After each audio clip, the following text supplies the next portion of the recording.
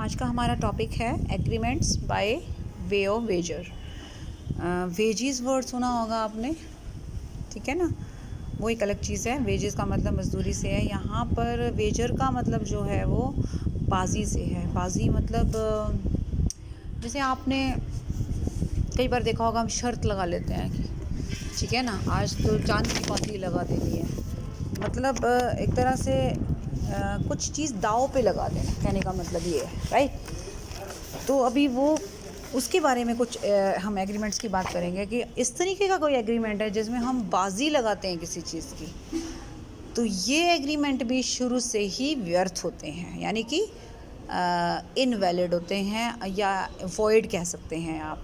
और ऐसे ठहरावों को भी आप कोर्ट से पूरा नहीं करवा सकते या कि एनफोर्सिएबल नहीं करवा सकते, ठीक है।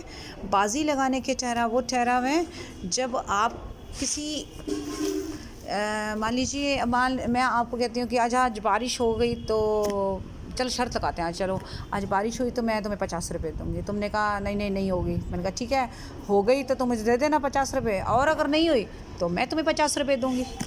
अब आप ये देखो, बारिश का ना होना या ना होना, होना या ना होना, ना मेरे हाथ में है ना तुम्हारे हाथ में है। नंबर 1, देने क्या है 50 रुपये, या तुम मुझे दोगी या मैं तुम्हें दूंगी। इसका मतलब एक पर्सन हर हालत में जीतेगा, दूसरा पर्सन हर हालत में हारेगा, ठीक है। और ये जो घटना है ये अनिश्चित है या नहीं है? ऑब्वियसली, अब कह तो रही हूँ कि बारिश का होना ना होना हमारे हाथ में है ही नहीं, तो हो भी सकती है और नहीं भी हो सकती। तो और बार ये भी नहीं है कि हम कुछ ऐसा क्या बोलते हैं, जादू का मंत्र फहराएं कि भाई मेरे कहने से बारिश हो जाए। नहीं हो पाएगी ना ऐसे। तो दिस इज़ एक अनसर्टेन इवेंट, अनसर्टेनिटी है इसके पीछे, राइट। अनिश्चित घटना है और घटित होगी या नहीं घटी ये नहीं पता हमारे को। तो अभी बात समझ में आई कि ये वो ठहराव है जिसमें कोई अनिश्चित घटना होगी। अगर वो हो जाती है तो हम पैसे या पैसे के अलावा किसी वस्तु के देने का वचन अगर दें तो वो हमारा कहलाएगा बाजी का ठहराव। यानी अगर बारिश होगी मैं तुम्हें 50 रुपये दूँगी, और अगर नहीं हुई तो तुम मुझे देना, या अगर बारिश होगी तो मैं तुम्हें पकौड़े खिलाने ले चलूँगी, और अगर नहीं हुई तो तुम मुझे खिला देना। सिंपल, ठीक है। तो हमने वचन भी दे दिया, 2 लोग भी हैं, अनिश्चित घटना भी है, हार जीत का भी सवाल है। ये सारा क्या हो गया? ये हो गया वेजरिंग एग्रीमेंट, ठीक है। अब चलते हैं आगे। इसकी मुख्य विशेषताएं क्या क्या हैं? विशेषताएं मैंने आपको अभी भी बताई। निश्चित धन या धन के बदले में वस्तु देनी है। दूसरा, घटना का घटित होना हमारे हाथ में नहीं है, पूर्णतः अनिश्चित है। तीसरा, दोनों पक्षों के हार जीत के अवसर बराबर हैं। ये भी ध्यान में रखना। ये नहीं है कि मेरे जीतने के चांसेस ज़्यादा हैं या तुम्हारे जीतने के चांसेस कम है, ऐसा नहीं होना चाहिए। 50-50 का चांस होना चाहिए दोनों का, ठीक है। उसके अलावा दोनों पक्षकारों में एक को हानि और दूसरे को लाभ ज़रूर है। अगर मुझे 50 रुपये देने पड़ गए तो मुझे लॉस हो गया, और आपको देने पड़ जाएंगे तो आपका लॉस हो जाएगा। एक का अगर लाभ होगा तो दूसरे की हानि होगी, ठीक है। और बाजी का अनुबंध तब तक पूरा नहीं होता जब तक वो घटना घटित हो नहीं जाती। अगर घटना ही घटित नहीं होगी तो कोई रिज़ल्ट का मतलब ही नहीं है, रिज़ल्ट नहीं पता लगेगा तो ये जो हमने सोच रखा है पैसों का लेन देन वो भी नहीं हो पाएगा, ठीक है। और ये घटना का घटित होना या ना होना हमारे कंट्रोल के बाहर होना चाहिए। यही बातें मैंने आपको पहले ही बताई, यही बातें वो अलग अलग बता रहे हैं। तो आप इन चीज़ों को एक्सप्लेन अच्छे से और भी कर सकते हैं, ठीक है जी। अब इसमें कुछ ऐसे एग्जाम्पल दे रखे होंगे, आप कोई भी एग्जाम्पल सेट कर सकते हो। कोई ऐसा रट्टाफिकेशन नहीं है कि भाई आपने वही देने हैं जो बुक में लिखे हैं। जैसा भी आपको मन में आए, जो आपको ठीक लगे, आप उस एग्जाम्पल दे सकते हो। और अगर 1-2 केसेस दे दोगे तो आपका स्ट्रॉन्ग बन जाएगा आपका क्वेश्चन। अब इसका प्रभाव क्या होगा? बाजी के ठहराव मैंने कर लिए, मैंने शर्त लगा ली। अब मान लीजिए मैंने आपसे शर्त लगाई कि मैं 50 रुपये दे दूँगी, बारिश हो गई, मैं 50 रुपये देने से मना कर गई। अब बताओ तुम क्या करोगे? तुम कुछ कर ही नहीं सकते। कहाँ जाओगे? कौन सी थाने में रिपोर्ट लिखवाओगे? कौन से कोर्ट में मेरे खिलाफ एक्शन लोगे? क्यों? क्योंकि इस तरीके के ठहराव शुरू से ही व्यर्थ हैं, राइट। हमारा लॉ कहता है कि ऐसा कोई भी अगर आप व्यवहार करते हो आपस में तो आप उसको उसके खिलाफ वाद प्रस्तुत नहीं कर सकते, आप उसके खिलाफ कहीं जा नहीं सकते, मतलब कहीं किसी कोर्ट में नहीं जा सकते। ठीक है, तो वो हो गए सारे के सारे व्यर्थ। ठीक है जी, ओके। अब बात आती है कभी कभी समपार्श्विक व्यवहारों की। समपार्श्विक व्यवहारों का मतलब क्या है? मान लीजिए 50 रुपये मैं हार गई और मेरे पास देने के लिए नहीं है, मैंने एक और बंदे को बोल दिया था कि भाई देख, अगर मैं हार गई ना, पैसे तुम दे देना प्लीज़। उसने मुझे दे भी दिए, मैंने आगे दे दिए, बात ख़त्म हो गई। लेकिन अब मुझे तुम्हें वापस करने चाहिए ना, मैं नहीं कर रही हूँ, फिर गड़बड़। क्या कोलेटरल ट्रांजैक्शन व्यर्थ है या नहीं है? कोलेटरल ट्रांजैक्शन भी व्यर्थ है। ठीक है, तो आपको क्या करना है कि बाजी के ठहराव, यानी कि ये जो जितने भी एग्रीमेंट्स हैं, बाजी के ठहराव जितने भी हैं वो आपके व्यर्थ होते हैं। हाँ, इलीगल नहीं हो सकते। तो शर्त लगा रहे हैं, कोई किसी का कोई क्राइम तो नहीं कर रहे ना, कुछ ठीक है, आपस में एक एंटरटेनमेंट है, कर रहे हैं, लेकिन इसमें हम कुछ किसी का गलत कुछ नहीं कर रहे हैं, हम कोई नुकसान नहीं कर रहे हैं किसी का। ओके, तो इसके लिए हम ये कह सकते हैं कि वो इलीगल तो नहीं है लेकिन व्यर्थ हैं। मूल ठहराव के साथ साथ जो समपार्श्विक है, जैसे मैंने अपनी बाजी के ठहराव के लिए एक तीसरे बंदे को भी इन्वॉल्व कर लिया कि भैया पैसे की हेल्प तुम कर देना अगर मैं हार गई तो, दैट इज़ कोलेटरल ट्रांजैक्शन, वो व्यर्थ हो जाएगा, ये ध्यान में रखना। वो भी मैं जब उसको बता रखा है मैंने कि भाई देख मैं पैसे तुझसे लूँगी और उसको पता है इस बात का, तो क्यों इन्वॉल्व हो रहा है? वो उसको नहीं होना चाहिए ना इन्वॉल्व। वो कहेगा भाई ऐसा है, कोई ढंग का काम करने के लिए पैसे उधार लेना तो ले, मैं इस काम के लिए पैसे नहीं दूंगा, बात ख़त्म। लेकिन वो जानते बूझते हुए भी इस चीज़ में इन्वॉल्व हो रहा है तो उसका वाला जो ट्रांजैक्शन होगा वो भी वॉइड हो जाएगा। ठीक है जी, चलिए जी आगे चलते हैं हम। ओके, फिर चलते हैं इसके एक्सेप्शंस पे। एक्सेप्शन में आ जाते हैं कि भाई हाँ, अब आपको ये लगेगा कि बहुत सारे एग्रीमेंट आप दिन में ऐसे देखते हो, सुने भी होंगे कि वो बाजी के हैं, बट एक्चुअली वो बाजी के ठहराव नहीं है। ठीक है, जैसे सबसे पहले आ रहा है हॉर्स रेस। हॉर्स रेसेस आपने एक्चुअल लाइफ में शायद नहीं देखी होंगी, लेकिन आई एम क्वाइट श्योर कि आपने मूवीज़ में ज़रूर ये चीज़ें देखी होंगी। अगर मूवी की मैं बात करूँ तो बहुत सारी मूवीज़ ऐसी हैं, अभी मेरे को नाम ध्यान में नहीं आ रहा है, जिसमें आपने देखा होगा कि घोड़ों पर रेस होती है, घोड़ों की रेस के कंपटीशन होते हैं और जो घोड़ा जीतता है उसके विनर को प्राइज़ मिलता है। Now what kind of competition it is and is it a wagering agreement or not? Now the question is this. Horse race की बात करते हैं। देखो, हॉर्स एक घोड़े पर बैठकर आप कंपटीशन में हिस्सा ले रहे हैं और आपका घोड़ा जीत गया है तो आपको प्राइज़ में नहीं मिलेगा, राइट? क्या घोड़े का जीतना भाग्य के ऊपर डिपेंड कर रहा था? क्या इसमें घुड़सवार का कोई पर्टिकुलर स्किल इन्वॉल्व नहीं है? डेफिनेटली है। अगर मान लीजिए जो उसके ऊपर बैठा है, सवार बैठा है, या इवन मैं अगर ये बताऊँ घोड़े की मान लो घुड़सवार ना भी बैठो, खाली घोड़े भी जब दौड़ाते हैं हॉर्स रेसेस में, खाली घोड़ों की दौड़, अगर मान लीजिए अकेले घोड़े को भी दौड़ा रहे हैं तो ऑब्वियसली उसका भी तो स्किल देखा जाएगा ना, कि उसको हमने कितना खिलाया पिलाया अच्छे से, उसकी डाइट क्या थी, उसको कैसे तैयार किया, उसकी क्या प्रैक्टिस थी। ऑब्वियसली ये एक तरह से it's a game of skill, it's a game of concepts. तो ये सारी चीज़ें क्या मायने नहीं रखती? डेफिनेटली रखती हैं।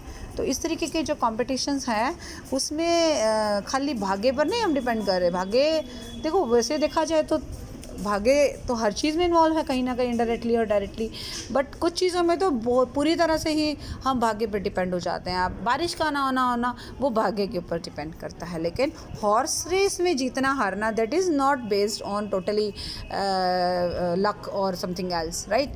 सो इसलिए हम ऐसे ठहरावों को क्या कहेंगे कि भाई ठीक है, कुछ परिस्थितियों में हम इसको, बल्कि कई कंट्रीज़ में तो आप देखोगे कि आप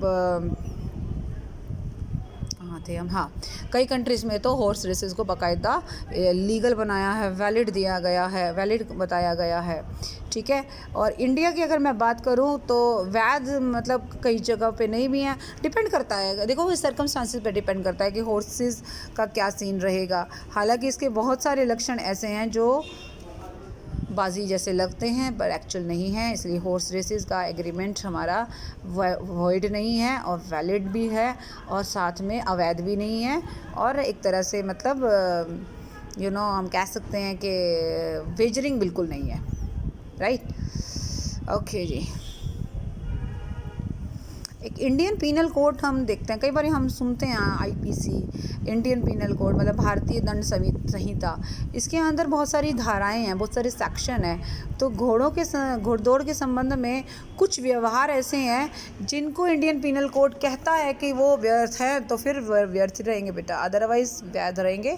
वो डिपेंड करता है कि हमारा लॉ क्या कहता है। अगर वैसे देखा जाए तो हॉर्स रेस जो है वो स्किल का रेस है, स्किल का कंपटीशन है and it is not void, right. Next is commercial transaction. अब कमर्शियल ट्रांजैक्शन जैसे बिजनेस करते हैं, बिजनेस में हम बहुत सारी चीज़ें नहीं करते, हाँ चलो मैं आपको ये सामान दे दूँगी, 10 दिन बाद डिलीवरी मिल जाएगी आपको, ये चीज़ें कमर्शियल ट्रांजैक्शन में आती हैं। जैसे नॉर्मली एक दुकानदार लेना देना करते हैं, माल का आना जाना करते हैं। अब वो एक अलग बात है, मान लीजिए मैंने माल का ऑर्डर किया है और रास्ते में ही एक्सीडेंट हो गया, अब माल डिस्ट्रॉय हो गया, तो वो चीज़ हम कह सकते हैं अभी किस्मत में नहीं था या लक की वजह से ख़राब हो गया, तो क्या ये वेजरिंग है? नहीं, बिल्कुल नहीं है। कमर्शियल ट्रांजैक्शन को वेजरिंग बिल्कुल नहीं बोलेंगे, क्योंकि इसमें सबसे बड़ी बात ये है बेटा कि एक्चुअली आपको लेना देना उस वस्तु का करना ही था, वस्तु ने आना था और आपने ख़रीदना था और आपने सामान देना था, मतलब पैसा देना था, ठीक है। हालांकि बिज़नेस में भी प्रॉफिट का होना ना होना बहुत सारी चीज़ें कई बार भाग्य पे भी होती हैं। मान लीजिए अचानक कच्चे माल का मूल्य बढ़ गया है और आपने जो प्रॉफिट सोचे थे वो इस बारी कम आया। बिज़नेस में कई बार अचानक इतने लॉसेस हो जाते हैं, अचानक आपको कोई प्रॉफिट हो जाता है, तो वो कई बार तो लगता ही है कि हाँ है तो देखो भाग्य का, पर नहीं, आप सारा भाग्य के ऊपर नहीं डाल सकते।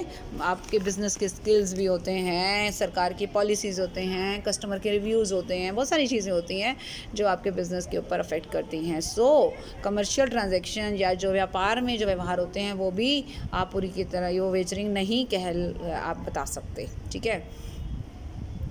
शेयर मार्केट की मैं जैसे तक बात करूं, जैसे अभी स्पेकुलेशन में आ गए। स्पेकुलेशन में हम क्या देखते हैं, ज़्यादातर शेयर मार्केट पे आपने देखा होगा लोग पैसा लगाते हैं, सट्टा लगाते हैं। हाँ जब इस फलानी कंपनी के रेट अगर बढ़ गए तो जो है मैं तुझे इतने पैसे दूंगा। अब ध्यान देना, अगर इस चीज़ का रेट बढ़ गया तो जितना बढ़ेगा उतने के अंतर से मैं तुम्हारे को इतना पैसा दूंगा, दैट इज़ बाजी का ठहराव, दैट इज़ वेजरिंग एग्रीमेंट। लेकिन अगर फलानी चीज़ का रेट बढ़ गया तो मैं तेरे से ये सामान उस रेट पे ले लूँगा, वो बाजी का ठहराव नहीं है, वो कमर्शियल ट्रांजैक्शन भी कह सकते हो, वो तेज़ी मंदी के व्यवहार भी कह सकते हो। मैं दोनों को मर्ज करके बता रही हूँ। जैसे आपने अगर शेयर मार्केट के बारे में अगर आप कभी सर्च करो या आपके पास टाइम हो और आप देखो कि कैसे चलती है मार्केट, तो उसमें बहुत सारे कॉन्ट्रैक्ट्स ऐसे होते हैं जो तेज़ी मंदी के ट्रांजैक्शंस हम कहते हैं। तेज़ी का मतलब होता है रेट्स बढ़ जाना, मंदी का मतलब रेट्स डाउन हो जाना, ठीक है ना। तो कभी कभी ऐसा होता है कि हमें ये पता होता है कि मार्केट में फ्लक्चुएशन काफ़ी आने वाले हैं और हम इस तरीके का कोई एग्रीमेंट कर लेते हैं एडवांस में ही कि अगर इन फ्यूचर शेयर्स के रेट बढ़े तो अब मैं बढ़े हुए रेट पे नहीं, मैं उसी रेट पे लूँगी जो मैं आज की जो रेट चल रहे हैं, ठीक है। तो इस चीज़ को हम क्या कहेंगे, इस चीज़ को हम इस तरीके का मतलब यहाँ आप देखो ध्यान से, 1 मिनट में आपको बताती हूँ। हाँ, पुट एंड कॉल ऑप्शन, ये जो होता है ना एक तरह से व्यवहार होते हैं जिसमें पुट एंड कॉल का मतलब होता है कि पुट का मतलब बेचना, मार्केट में डालना, कॉल का मतलब बुलाना यानी कि ख़रीदना। तो पुट ऑप्शन और कॉल ऑप्शन शेयर होल्डर्स के एक तरह से राइट्स होते हैं जिसमें शेयर होल्डर ये राइट्स एक तरह से ख़रीद लेते हैं कि आगे आने वाले समय में अगर मार्केट में रेट बढ़ते हैं तो मैं आज के ही रेट पर शेयर्स मुझे मिलने चाहिए, और अगर कम होते हैं या मतलब मैं बेचना चाहती हूँ और कम हो रहे हैं तो मैं बढ़े हुए रेट पे ही शेयर्स बेच पाऊँ। इस तरीके का कुछ सीन होता है। मैं ज़्यादा डिटेल में नहीं जाऊँगी, लेकिन मैं आपको सिर्फ ये बताना चाह रही हूँ कि अगर तो ये सिर्फ वेजरिंग एग्रीमेंट होता तो इसमें हम एक्चुअली शेयर्स का खरीद फरोख्त नहीं करते, हम सिर्फ उसके रेट के अंतर से ही प्रॉफिट्स अर्न करते। 2 चीज़ें होती हैं बेटा, एक तो होता है कि मान लीजिए अगर कोई भी रेट्स में डिफरेंस आता है तो हम सिर्फ डिफरेंस को ही जैसे 100 वाला रेट 90 में पहुंच गया तो 10 रुपये का प्रॉफिट 10 में तुम मेरे को दे देना, और अगर 100 वाली चीज़ 110 में हो गई तो हम 10 रुपये में तुम्हें दे दूँगी। अब हमने क्या किया, हमने कोई वस्तु थोड़ी ना बेची खरीदी है, हमने पैसों का लेन देन किया है। तो it is just wagering agreement. लेकिन अगर हमने रेट कम या रेट ज़्यादा होने की वजह से फ्यूचर में अपने व्यापार को उस दिशा में लेके गए हैं, जैसे मान लीजिए अगर 100 रुपये वाली चीज़ 100, अब मान ली मैं किसी ज्वेलर की शॉप पे जाती हूँ और मैं देखती हूँ कि आज के रेट में जो सोना है वो 30,000 है, ठीक है, और मेरे पास अभी पैसा है। मैं उसको बोलती हूँ कि भाई ऐसा है, अभी मुझे ख़रीदना नहीं है, आप मेरा रेट बुक कर लो। अब बुक करने का मतलब होता है कि मैं अगले 6 महीने तक का बुक कर लो, 6 महीने में रेट अगर बढ़े या घटे मैं आपको आज के ही रेट पर आपसे सोना ख़रीदूँगी, ठीक है। अगर इस तरीके की डील मेरे साथ हो जाती है तो ऑब्वियसली मैं एक्चुअली में जब भी मैं मतलब मेरा मोटिव तो ख़रीदना है ना, मेरा सोने के भाव में जो कमी या बढ़ोतरी होती है उसके अंतर से प्रॉफिट अर्न करना नहीं है, मेरा एक्चुअल में सोना ख़रीदने और बेचने का ही मोटिव है। तो एक होता है कि जब आप मूल्यों के अंतर से सिर्फ लाभ हानि कमाते हो, और एक होता है कि जब मूल्यों के अंतर के वजह से जो है ना वस्तुएं खरीदते बेचते हैं, दोनों में फ़र्क होता है। तो अगर तो वस्तु का कोई लेन देन नहीं हो रहा है या कोई इस तरीके का बिज़नेस ट्रांजैक्शन नहीं हो रहा तो वेजरिंग एग्रीमेंट है, वरना नहीं है, ये ध्यान में रखिए। तो ये सट्टा हो गया और कमर्शियल ट्रांजैक्शन हो गया और ये तेज़ी मंदी हो गई, मैंने तीनों को आपको मर्ज करके बता दिया है। चिट फंड की बात करते हैं। अब चिट फंड एक तरह से आपने थोड़ा सा मैं देसी उसमें भी लेके जाऊंगी आपको, देसी बैकग्राउंड में आपने देखा होगा कि मोहल्ले में कई बार कुछ लेडीज़ जो है ना कमेटी डालती है। काफ़ी बच्चों ने सुना भी होगा, हो सकता है कई लोगों की मम्मियाँ भी इन्वॉल्व रहती हों कमेटी डालने में। कि मान लीजिए एक मोहल्ले में 10 महिलाएं हैं और 10 आप एक ग्रुप बना लेती हैं, 2000 की कमेटी डालती हैं, 2-2 हज़ार जो है ना इकट्ठे करेंगी। और अब कई बार कहते हैं कि मैं कहूँगी भैया मेरे को ना पहले पैसों की ज़रूरत है, पहली कमेटी मेरे को दे दो। वैसे तो ऐसा होता नहीं है, वैसे तो चिट्स डलती है, जिसका नाम निकल आ जाता है ना उसको पहले 10 मतलब अगर 2-2 हज़ार करके 10 महिलाओं ने पैसे दिए हैं तो कितने हो गए, 20,000 हो गए। तो 20,000 भाई उस बंदी को दे दिए जाएंगे, ठीक है। वो 20,000 से उसका कोई काम धंधा घर में चल पड़ेगा या उसने कोई खर्चा करना होगा कर सकती है। अगली बार में उसका नाम खट देंगे, फिर 9 बंदों में से चिट निकालेंगे। ये सीन होता है। क्या इससे क्या होता है कि एक दूसरे की हेल्प हो जाती है। अभी किसी को मान लो 20,000 की ज़रूरत है तो 2,000 रुपये देकर उसका 20,000 रुपये में उसका काम चल गया, राइट। सो इसे हम चिट फंड कह सकते हैं। और नॉर्मली क्या होता है जो चिट फंड जैसी फैसिलिटीज़ हैं या जो स्कीम है, एक तरह से माइक्रो फाइनेंस के सीन है। माइक्रो फाइनेंस का मतलब होता है जो थोड़ी मात्रा में अगर आपको पैसों की ज़रूरत पड़ती है तो चिट फंड जैसी चीज़ें उस पूंजी की कमी को आपको पूरा करती हैं, राइट। सो ये सीन हो सकता है। अब मान लीजिए हम कहाँ गए थे, चिट फंड ये रहा आपका। नहीं हुई नहीं, बस परसों करनाल से कल रात को ही आए थे। हाँ जी, हम कहाँ गए थे, चिट फंड में थे। तो चिट फंड के बारे में उसने बस इतना ही कहा है कि चिट फंड जो है लॉटरी नहीं है और ये बाजी के ठहराव नहीं है, क्योंकि इसमें बाकायदा आपने कोई पूंजी लगाई है थोड़ी सी और आपको उसकी एक सुविधा मिल रही है। माइक्रो फाइनेंस का काम करती है, जस्ट लाइक फाइनेंशियल इंस्टीट्यूशन जैसे आपकी हेल्प करते हैं वैसे ही है। ये कई बार रजिस्टर्ड भी होते हैं और कई बार जैसे हम लोग अपनी सहेलियों में, अपने फ्रेंड्स में या रिलेटिव में कर लेते हैं, तो एक इनफॉर्मल वे में भी हो जाता है और फॉर्मल वे में भी हो सकता है। और बाकायदा चिट फंड जैसी चीज़ें रजिस्टर भी कराई जा सकती हैं। तो ये बिल्कुल भी बाजी का ठहराव नहीं है। नेक्स्ट आ जाता है क्रॉसवर्ड कंपटीशन। क्रॉसवर्ड कंपटीशन मतलब कई बार आपने पजल वगैरह में देखा होगा कि आप कोई ऐसी चीज़ों में पार्टिसिपेट करते हो, ठीक है, जैसे फिल इन द ब्लैंक्स है या फिल द राइट वर्ड्स, इस तरीके की चीज़ें हैं, पहेलियाँ हैं। तो ऑब्वियसली ये जो चीज़ें हैं ये स्किल बेस्ड हैं और ये इसलिए वॉइड नहीं है, ये बाजी के ठहराव नहीं हो सकते, ठीक है। लॉटरी की बात करते हैं। अभी लॉटरी क्या चीज़ है, लॉटरी में आपने देखा होगा कि लॉटरी में टिकट लेते हैं और पता नहीं कभी किसी की निकल आए। हालांकि अभी कोई जानकारी में अगर हो किसी की निकली हो तो बहुत अच्छी बात है, अदरवाइज़ सुना है हमने, लेकिन ऐसे निकलते कभी नहीं देखी है। पर जिन लोगों की निकलती है ऑब्वियसली निकलनी तो किसी एक की है, विनर तो कोई एक ही होगा। क्या ये लॉटरी का अनुबंध, लॉटरी के जो एग्रीमेंट है, क्या ये वैध माने जाते हैं, क्या ये व्यर्थ हैं, क्या ये वेजरिंग है?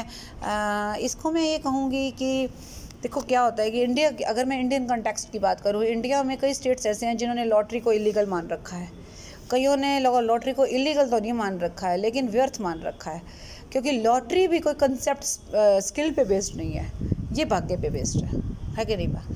और जो चीज़ भाग्य पे बेस्ड है, जिसमें आपका कोई वश नहीं है, जिसमें आपका कोई जोर नहीं है, जिसका रिज़ल्ट आपको पता नहीं है, या आप उसके रिज़ल्ट को चेंज नहीं कर सकते, मतलब उसके रिज़ल्ट के आपकी लॉटरी निकलने में आपका कोई हाथ नहीं है एक तरह से, मैंने टिकट ही तो खरीदी है ना, बाकी तो हमारे हाथ में कुछ नहीं है, तो ये बाजी के ही ठहराव माने गए हैं। हाँ, जहाँ पर ये सरकारी आज्ञा के से लोग खेलते हैं वहाँ तो ये ठीक है, व्याज भी हैं, बट ऑब्वियसली वेजरिंग एग्रीमेंट तो हम मानेंगे। लेकिन अगर कहीं पे ये इलीगल, कई स्टेट्स में इलीगल भी है, ठीक है, तो जहाँ इलीगल है वहाँ फिर इसके लिए अगर लॉटरी खेलते हुए पाए गए तो सज़ा भी मिल जाती है, ठीक है। तो बाजी का ठहराव है, ठीक है, व्यर्थ है, लेकिन इलीगल जहाँ पर सरकार ने इलीगल बता रखा है तो इलीगल भी है, और अगर सरकार ने इलीगल नहीं बता रखा तो इलीगल तो नहीं है, बट वॉइड ज़रूर है। लास्ट में आ रहा है हमारा कॉन्ट्रैक्ट्स ऑफ इंश्योरेंस। मैंने अपनी लाइफ का इंश्योरेंस कराया, मुझे पता आज नहीं तो कल मैंने जाना ही है, किसने नहीं जाना। हर आदमी की लाइफ एक निश्चित समय सीमा तक है, ठीक है, ये मुझे भी पता है, मेरी इंश्योरेंस कंपनी को भी पता है, फिर भी इंश्योरेंस कंपनी मेरा बीमा कर रही है। ऑब्वियसली उनका धंधा है भाई, उनका बिजनेस है, और इसी में ही वो कमा लेगी, सिंपल सी बात है। ये तो उनका अपना फंडा है कि वो कैसे कमा रहे हैं। या मैं अपनी गाड़ी का इंश्योरेंस करती हूँ, अब गाड़ी का ज़रूरी नहीं है भगवान की दया से ना हो कभी एक्सीडेंट, ठीक है ना, तो अब जो प्रीमियम मैंने देती रही हूँ वो मेरा लॉस में चला जाएगा, पर ऐसे नहीं होता है ना। अब क्या मैं प्रीमियम पाने के चक्कर में अपना गाड़ी का मतलब एक्सीडेंट करवा दूँ, ऐसे भी नहीं होना चाहिए, ठीक है। तो एक्चुअली क्या है कॉन्ट्रैक्ट ऑफ इंश्योरेंस क्या है? अगर मैं हेल्थ इंश्योरेंस की बात करूँ, मैं गाड़ी की इंश्योरेंस की बात करूँ, मकान के इंश्योरेंस की बात करूँ, तो हम कह सकते हैं कि हाँ भाई, इट्स नॉट एन इन्वेस्टमेंट, नुकसान होगा तो पैसा मिल जाएगा, नहीं होगा तो नहीं मिलेगा। लाइफ इंश्योरेंस की बात करूँ, it is just like an investment, के लाइफ रह गई तो भी वो पैसा आपको वापस मिलना है, और अगर भगवान ना करे डेथ हो भी जाए तो भी पैसा आपको मिलना है। डेथ के केस में तुरंत मिल जाएगा, और अगर आपने कुछ समय सीमा तक करा रखा है, जैसे 10 साल का बीमा करा रखा है या 15 का करा रखा है, तो वो 15 साल ख़त्म होने के बाद ही आपको पैसा मिलेगा, ठीक है। अब ये एक तरह से भाई ये तो एक प्योर बिजनेस है, इंश्योरेंस का काम तो एक बिल्कुल बिजनेस का है, इसीलिए देखो इसके नाम के साथ कॉन्ट्रैक्ट वर्ड भी लिख दिया है। कॉन्ट्रैक्ट वर्ड और कहीं नहीं लिखा आप देखना, लेकिन इसके साथ क्यों लिखा है? क्योंकि ये वाकई में कॉन्ट्रैक्ट है, दो पार्टीज़ के बीच में एक बाकायदा एक डील हुई है कि भाई आप मेरे से इतना प्रीमियम लेते रहोगे और बदले में आप मेरी लाइफ, देखो मेरी लाइफ की रक्षा नहीं कर रहे हैं वो मेरे को अमरता का वरदान नहीं दे रहे हैं मेरे से प्रीमियम लेकर, मेरे को वो बस इंश्योर कर रहे हैं कि भाई आपके ना होने की कंडीशन में आपके बच्चों को, आपकी फैमिली को कोई दिक्कत नहीं आएगी। जो पैसे का इंश्योरेंस आपने करा रखा है ना, वो हम हर हालत में आपके बच्चों को दे देंगे मृत्यु की दशा में। और अगर आपके जीते जी लॉटरी कह रही हूँ, इंश्योरेंस का अगर पीरियड ख़त्म हो जाता है, देन आपको पैसा मिल जाएगा। अब समझ में आया? तो it is purely based on particular concepts और particular provisions, it is not based on luck. हाँ, लक भी है, मैं ये नहीं कहूँगी कि लक नहीं है। गाड़ी का एक्सीडेंट होना या ना होना, ऑब्वियसली कुछ चीज़ों में लक बहुत काम करता है, बट फिर भी हम इसको वेजरिंग बिल्कुल नहीं मानेंगे। हालांकि देखो लाइफ भी एक अपने आप में अनिश्चित ही है, आपका जो जीवन है अनिश्चित है, पता नहीं कब क्या हो जाए।